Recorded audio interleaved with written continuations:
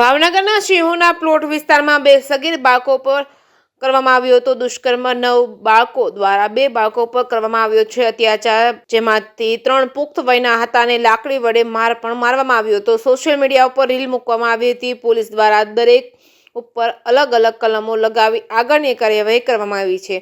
જેકેએસ news Gujarati સાથે હિરેન ભાયાણી, ભાવનગર।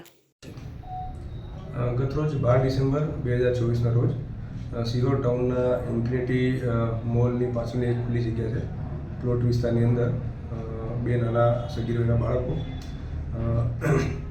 તેઓ રમતા હતા। તે દરમિયાન તેમની સોસાયટીમાં અને તેમના મહોલ્લામાં રહેતા છોકરાઓ છે એમાં કુલ ટોટલ 9 બાળકો છે, જેમાંથી 3 બાળકો છે તે પુખ્ત વયના છે, જ્યારે બાકીના 6 બાળકો છે એ નાની ઉંમરના છે, માઇનોર છે। તેઓ જ્યારે આ બાળકો પાસે આવ્યા એમાંથી જે પુખ્ત વયના બાળકો જે હતા તેઓએ આમને લાકડી મારી અને બળજબરીપૂર્વક આમની સાથે જે નાના બાળકો સાથે અશ્લીલ કૃત્ય કરાવડાવ્યું। એ જે અશ્લીલ કૃત્ય હતું એ તમામ અશ્લીલ કૃત્યની વિડીયો રેકોર્ડિંગ કરી તેઓએ ઇન્સ્ટાગ્રામ જેવા પ્લેટફોર્મ ઉપર અને વોટ્સએપ જેવા પ્લેટફોર્મ ઉપર અમને વાયરલ કરી લીધું।